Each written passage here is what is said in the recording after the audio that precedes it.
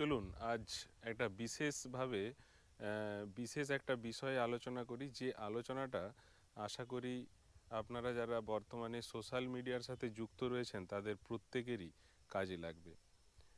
আসলে আমরা বর্তমানে প্রায় প্রত্যেকের মোবাইলের সৌজন্যে, কারণ আমাদের হাতে হাতে প্রত্যেকেরই থাকে মোবাইল, আর সেই মোবাইলের কারণে কিন্তু আমরা লোকের ভিডিও দেখার পাশাপাশি যারা কন্টেন্ট ক্রিয়েট করে নিজেরাও কিন্তু ভিডিও তৈরি করছি দু চারটা করে, এবং নিজেদের মতো করে সেই ভিডিও আমাদের ইউটিউব বা ফেসবুকে যে নিজের যে প্রোফাইল রয়েছে সেখানে আমরা আপলোড করছি। এবং আমাদের একটা বদ্ধ ধারণাও আছে যে এই যে সোশ্যাল মিডিয়াতে ছবি ভিডিও বিশেষ করে আপলোডের ক্ষেত্রে একটা ভালো পরিমাণে রেভিনিউ পাওয়া যায়, অর্থাৎ ভালো একটা ইনকামও হয় বা হতে পারে। তো সেই উদ্দেশ্য নিয়ে কিন্তু আমরা অনেকেই মূলত ভিডিও আপলোড করি। কথাটা যে নিছক মিথ্যা তা কিন্তু নয়। রেগুলার আপনি যদি ঠিকঠাকভাবে কন্টেন্ট ক্রিয়েট করে আপনি যদি একটা নির্দিষ্ট বিষয়ের উপরে ভিডিও আপলোড করেন, তাহলে হয়তো অর্থ উপার্জনের একটা দিশা আপনি দেখতে পারবেন।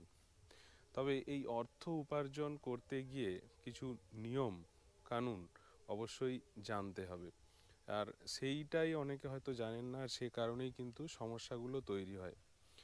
মূলত প্রথম যে বিষয়টা সেটা হচ্ছে, যাই হোক আমি ভিডিওটা কিন্তু হ্যাপাজার্ডলি বানাচ্ছি, আমার কোনো স্ক্রিপ্ট নেই, যেগুলো যেগুলো মনে আসছে সেগুলোই আপনাদের সাথে আমি শেয়ার করছি। আপনারা আরও বেশি আমার চেয়ে জানেন, কমেন্টে জানাবেন। যাই হোক, প্রথম যে ভিডিও আমি একটা পোস্ট করবার আগে যে বিষয়গুলো আমাদেরকে দেখতে হবে সেটা হচ্ছে যে আমাকে একটা নির্দিষ্ট সাবজেক্ট বা বিষয়বস্তু বেছে নিতে হবে, যে বিষয়বস্তুটা বর্তমানে খুবই সাধারণ মানুষ যাদের খুব কাজে লাগবে এই ধরনের একটা বিষয়বস্তু বেছে নিয়ে সেটার ওপর আমাদেরকে ভিডিওটা বানাতে হবে। ভিডিওটা 3 মিনিট মতো হলে ভালো হয়, যদিও বর্তমানে কিন্তু শর্ট ভিডিওর যুগ, আর শর্টেই মানুষ দেখতে চায়। তাহলে অন্তত 120 সেকেন্ডের একটা ভিডিও, বা আপনার ইউটিউবের শর্টসের ক্ষেত্রে 59 সেকেন্ডের একটা ভিডিও আপনাকে তার মধ্যে আপনার টোটাল যে বিষয়টা সেটা কিন্তু বলে ফেলতে হবে। যাই হোক, আপনার সাবজেক্ট সেইভাবে আপনি ক্রিয়েট করলেন। এবার সমস্যাটা কোন জায়গাতে গিয়ে হচ্ছে, দ্বিতীয় যে এটা সেটা হচ্ছে আপনি যখন ভিডিও ক্লিপগুলো অ্যাড করে নিজের মতো করে এডিট করছেন, এডিটে কোনো ঝামেলা পাকানোর কোনো প্রয়োজন নেই। সাধারণ ছোট্ট ছোট্ট ক্লিপগুলোকে নিজের মতো করে এডিট করুন। একেবারে বাড়বাড়ন্ত প্রচুর পরিমাণে সিনেম্যাটিক ব্যাপার এসব দিয়ে কোনো প্রয়োজন নেই।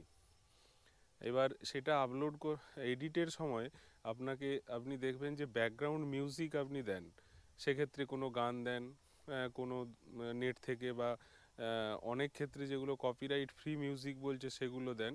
সেগুলোর মূল সমস্যা অ্যাকচুয়ালি এ ধরনের মিউজিকগুলো দিতে গিয়েই সমস্যাটা হয়, আর সেটা থেকে কপিরাইট তৈরি হয়, আর ফেসবুকে মূলত রিচ ডাউন হয়ে যাচ্ছে বর্তমান যুগে। পাশাপাশি অন্যের ভিডিও, কোনো গানের ভিডিও, কোনো গানের অডিও, এগুলো কিন্তু একেবারেই ফেসবুক নিচ্ছে না। তো সেক্ষেত্রে আপনাদেরকে কপিরাইট দেবে এবং আস্তে আস্তে আপনার রিচ ডাউন হবে, আর আপনার প্রোফাইল বা পেজটায় যে ভিউ, সেই ভিউ কিন্তু ক্রমশ কমে আসবে। তো আমার যেটা সাজেশন থাকবে, আপনি যেহেতু নিজে যে ভিডিওটা বানাচ্ছেন সেই ভিডিওটা নিজের মতো করে একেবারে র ভিডিওর মতো দেন, তার সাথে কোনো ধরনের ব্যাকগ্রাউন্ড মিউজিক, গান বা এগুলো কোনো প্রয়োজন নেই। ধরুন হয়তো মেলাতে গেছেন বা জনবহুল এলাকাতে গেছেন, সেখানে আপনি মাইক ব্যবহার করুন, মানে অডিওর যে আলাদা ল্যাপেল মাইক্রোফোন বা যে কোনো এই ধরনের মাইক্রোফোন ব্যবহার করুন। সেক্ষেত্রে কিন্তু কপিরাইটটা অনেক ক্ষেত্রেই কম হবে, আর সেটা অবশ্যই দেখবেন যে আপনার ওই মাইক্রোফোনটার যে অডিওটা সেটাই যেন মূল অডিও হয়। সেক্ষেত্রে কি হয়, মানে ব্যাকগ্রাউন্ডে কোনো যদি নয়েজ বা যদি গান ফান আসে সেগুলো কিন্তু অতটা ভ্যারি করে না, সেগুলো থেকে কপিরাইট সেভাবে আসে না। কিন্তু আপনার অডিওটা যেন আপনার ভয়েসটা মূল অডিও হয়ে থাকে, এটা আপনাকে দেখতে হবে। কিন্তু ভয়েস ওভারের ক্ষেত্রে যদি ব্যাকগ্রাউন্ডে আপনার যে ক্লিপ আছে তাতে যদি গান চলে, সেটা কিন্তু কপিরাইট এসে যায়। সেক্ষেত্রে আপনাকে টোটাল ভিডিওকে মিউট করে আপনার ভয়েস ওভার চালিয়ে তারপরে সেটা এডিট করতে হবে। তো এই ধরনের বিষয়গুলো কিন্তু খুবই জরুরি। আর এই ভিডিও আপলোডের সাথে সাথে যে আপনি টাকা পেয়ে যাবেন বা কিছু ব্যাপার, এগুলো কিন্তু নয়।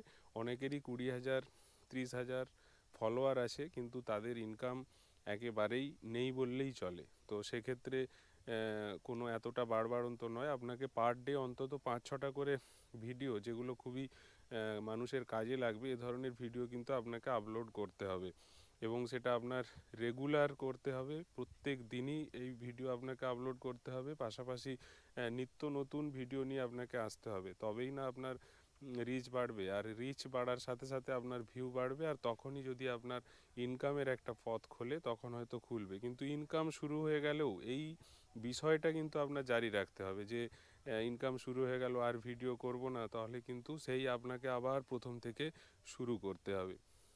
তো আশা করি আপনারা এই ধরনের এবং এই কটা নিয়ম মেনে ভিডিও আপলোড করবেন এবং এই সোশ্যাল মিডিয়ার এলাকাতে একটা নির্দিষ্ট আপনার জায়গা তৈরি করে তুলতে পারবেন, এই আশা রাখলাম। আশা করি এই ভিডিওটা ভালো লাগলো।